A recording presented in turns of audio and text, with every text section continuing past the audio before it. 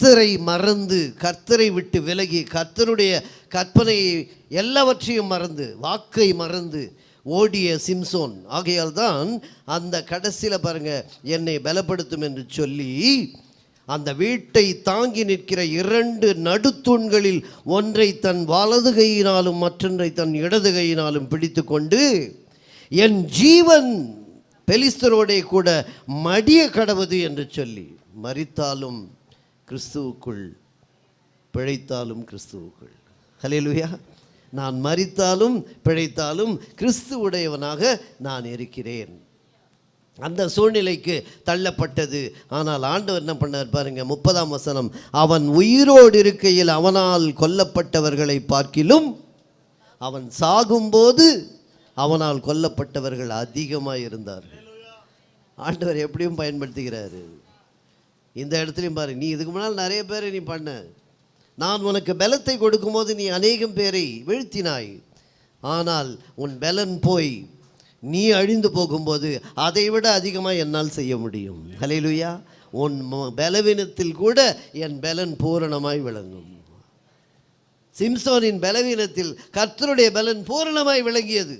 ஆகையால் தான் அதை காட்டிலும் அதிகமாய் அநேகரை அவர் கொன்று தீர்க்கும் அளவிற்கு, எழும்பு, வஸ்திரத்தை தரித்துக்கொள், தூசியை உதறிவிடு, வீற்றிரு, கட்டுகளை அவிழ்த்து விடு, கிளம்பு என்று சொல்கிறாரு. இதோ வந்து விட்டார்கள் என்று சொன்னது இப்பொழுது கர்த்தர் சொல்லுகிறார், நீ புறப்படு, நீ புறப்படு என்று சொல்லுகிறார்.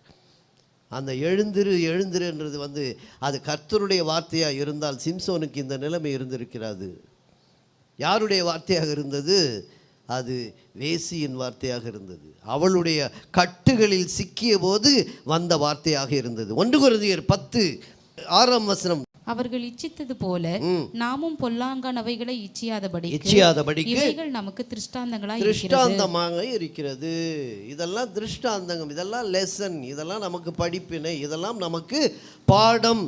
ரோமர் 11:20, நல்லது, அவிசுவாசத்தினாலே அவைகள் முறித்து போடப்பட்டன, நீ விசுவாசத்தினாலே நிற்கிறாய், மேட்டிமை சிந்தையாய் இராமல் பயந்திரு.